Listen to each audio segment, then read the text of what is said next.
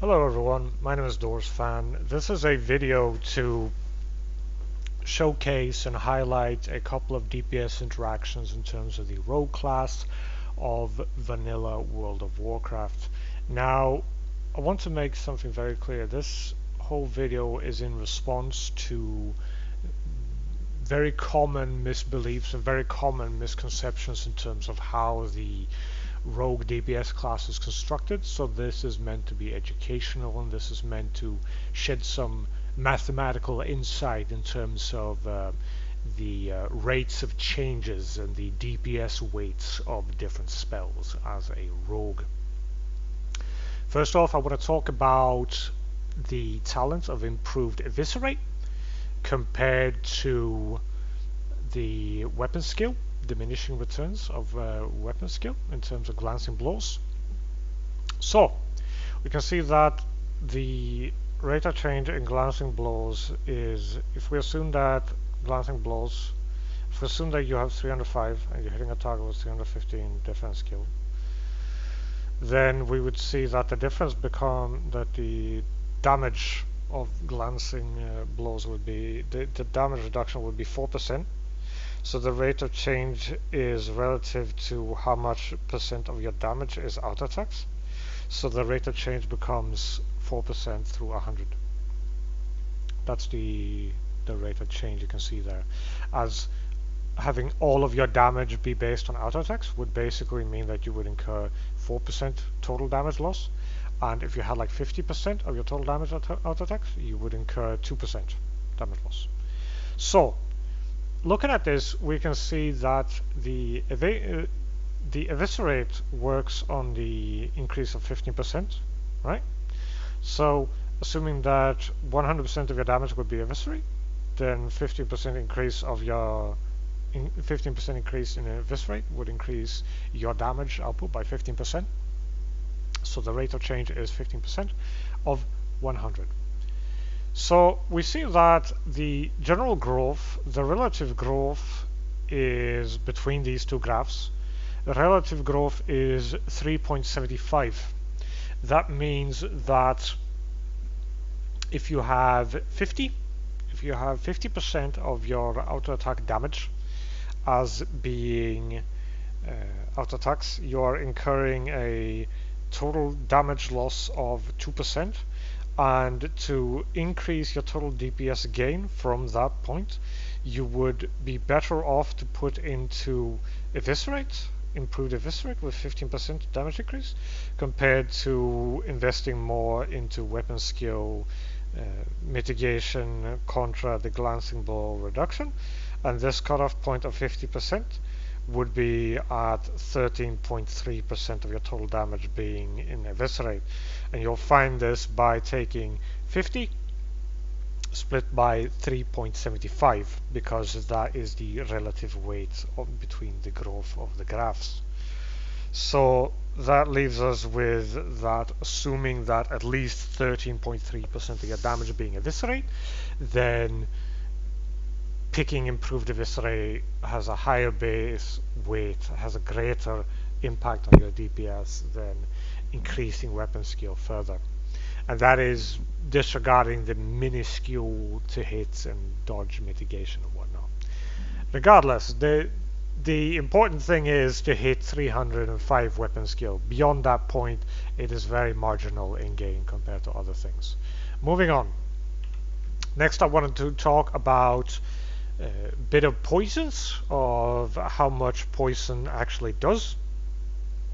So there was a point that someone was making that 10% increase chance to proc your poisons is mind-blowing, and it is amazing compared to the shitty increased poison damage talent. And this is a model of a 300-second fight where you are attacking once per second. The blue graph is with the poison application talent, so 10% increase chance to apply poisons. The yellow graph is without that talent. The average DPS that you will be putting out if you do not have, if you have the highest ranks of instant poisons and you do not have the application chance, it will be 29.6, assuming you attack one time per second during a 300-second fight, and we're being agnostic towards the hit. And if you have the talent of increase weapon hit, sorry, poison application, if you have the increased talent for that, you increase your average DPS in terms of 5. So this is roughly the same you would gain from increasing the general DPS, basically from increasing your poison damages, because the average damage of your poison is approximately 130, and increasing that would net gain roughly a little bit more, 5 or 6 DPS, according to my calculations in terms of graphs where I modeled this. So the difference between a improved chance to apply poisons and improved damage from poisons is actually like almost non-existent. They are almost identical, assuming that we're agnostic towards hit, and I would actually argue that increased damage from poisons is arguably better in terms of deadly poison, because deadly poison wins out in the long run. So moving on, I wanted to take a look of hemorrhage, the DPS gain of hemorrhage. So I think that one of the most common held beliefs of rogues in vanilla is the sword spec rogue, and combat sword specs rogues is actually bad. And the reasoning for this is multitude. First off, you have normalization across Sinister Strike. So weapon speed becomes less of a weight, it becomes normalized. Now, what was not normalized in vanilla in terms of weapon speed is hemorrhage. That means that weapon speed has a much larger differential and a much larger impact. And this is not accounting for the debuff, and this is a graph of the debuff. This is a DPS gain across weapon charge of hemo charge used per second, right? So best case scenario, because it's 30 charges and you can have max 1 application per second because GCD is 1. So then you would have 30 charges, and that would be 210 DPS. That because the damage increase is 7, so 7 times 30, that's 210. So max case, you are increasing DPS by 210, and that means that max case is 210. That's unrealistic. Average case would be more like 15, and average case would be approximately 105 DPS increase. You are giving 105 DPS increase in terms of this talent alone, in terms of hemorrhage. And this is ignoring the fact of normalization. We're going to get to the normalization and the energy cost and whatnot. But in terms of if you're one rogue and you have the 10 energy per second gain, the 20 energy per 2 seconds, then that means that on average a hemorrhage will be 26.25 DPS increase of just you spamming hemorrhage. In terms of output, that means that compared to the poison talent, which is 5 DPS, you are giving approximately a bit more than 5 times the DPS with just hemorrhage. Hemorrhage is insane, in case you're wondering. Now, if you want a rolling hemorrhage, you want to maximize the charges and the uptimes of the charges and have the full potential be stacking up, you would have 4 rogues, and all of them would have hemorrhage, and then you would at max be contributing a 210 increase damage per second to the raid. Now, in case you're wondering, in perspective, that across a 5-minute fight is approximately 6.3% of 1 million. So in terms of Huhuran, that would be 6.3% of the total boss HP across the entire fight just from hemorrhage. And that's the best case scenario, all right? That's the best case scenario, independent of gear, independent of all these things, because it's a flat increase. It is just a talent. It is not dependent on AP or anything like that. It is just dependent on amount of attacks outgoing. So next, I wanted to talk about the energy cost of hemorrhage versus Sinister Strike. Now, Sinister Strike, when you improve it, costs 40 energy. Hemo costs 35. So this is a graph of the differential between how the growth of Hemo versus Sinister Strike. The differential is a modulus of 7, which means that every 7 Sinister Strikes you make, you're going to be making 8 hemorrhages. Which means that during a 4 to 5 minute fight, this is modulated across 240 seconds, but assuming that you have some other actions interwoven like eviscerate or thistletea or movement or whatever, right? So during that 4 to 5 minute fight period, a total of 9 hemorrhages would be added compared to just spamming Sinister Strike. So a total of 60 Sinister Strikes would be a total of 69 hemorrhages having been done. And this is where modulus 7 comes in. If you had done 70 Sinister Strikes, you would have done 77 hemorrhages by the same time. So the total damage difference, assuming that the increase of the Sinister Strike damage is 68, the total damage difference becomes 4080 over this period of 240 seconds.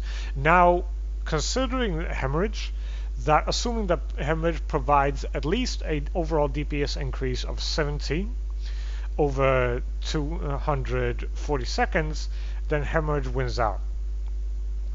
It means that hemorrhage will produce more damage. So what does that mean as a breakpoint? What does that mean as a breakpoint of hemorrhage? That means that since hemorrhage increases damage by 7, that means that a 2.5 charge consumption on average per second of hemorrhage will outperform Sinister Strike. And this is already disregarding weapon. This is already disregarding the circumvention of weapon normalization and damage increase from weapon differential and hemorrhage, and because Sinister Strike is normalized weapon speed, hemorrhage is not. So hemorrhage is just better. Hemorrhage just wins out contra Sinister Strike. Now, the last thing I wanted to look at is a very prevalent myth, and this is the BIS pre-raid myth of that Dal'Rend is better. That Dal'Rend is the best thing. It is not. It is just strictly not.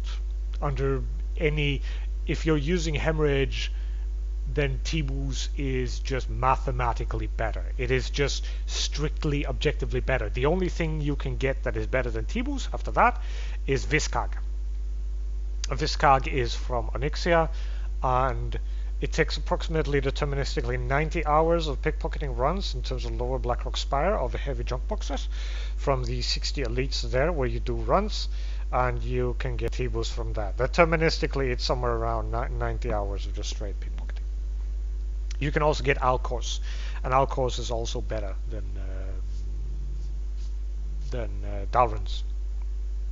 So, this is a modulation that is agnostic towards glance, that is agnostic towards hit, that is agnostic towards crit, that is agnostic towards AP, but it is also agnostic towards the proc. The proc of Teebu's, the chance and hit fire damage, is approximately 4 damage, 4 DPS, sorry. Approximately 4 DPS, given some variance. So that would mean approximately that even outside of the proc, that I have modulated a 10,000 hours hitting rogue, a troll rogue that is hitting with different buffs, that is hitting with Zerking, that is hitting with Blade Flurry, that is hitting with Wind Fury, Slice and Dice, with Juju, and this is just the main hand being accounted for. So we can see that clearly in terms of the differences between Dal'Rends and the Teebus, that when we high roll Zerking and we have the minimum base damage and the max base damage, we see a DPS differential of minimum case 7, maximum differential becomes 15 or 16, sorry. And the average differential becomes 12. So that's a 12 DPS differential outside of procs, outside of crits and whatnot, leaving outside Hemo outside of this, and Teebu's is 2.9, and Dal'Rend's is I think 2.6. But what that means is just that Teebu's is just better. Regardless, that's leaving the proc out of it. That's leaving Hemo out of it. Just looking at the low rolling of Zerking with 10% instead of 30%, and all cooldowns up, we see a differential of 7 DPS. Lower case scenario, we see a middle maximum case scenario, we see a 14 DPS differential, and on average 10% DPS differential. Then we have just Slice and Dice, low rolling Zerking, and Blade Fury and Juju. No Wind Fury. No Wind Fury in this case. Then the differential is 53 to 58. That means 5 more DPS. And the higher case scenario is a differential of 11. That means that the average is approximately 8. It is approximately 8 more DPS. So, and this pattern just continues. So in the lowest case denominator, we have that the lowest case average differential with just Slice and Dice, no cooldowns, no Wind Fury, nothing, no Zerking, nothing like that. We would just see that Dal'Rend's would make on average 56 DPS, whereas of Teebu's would make 63 DPS. That is a 7 DPS, almost 7 DPS differential, and that is not accounting for the proc. That is not accounting for the proc, so you can't say, well, the fire damage proc doesn't work in MC. That doesn't matter in terms of this. Teebu's is still better, and it just becomes even better when you have mobs that are vulnerable to fire damage. And it just becomes even better when you account for the circumvention of the weapon speed differential in terms of hemorrhage, compared to Sinister Strike.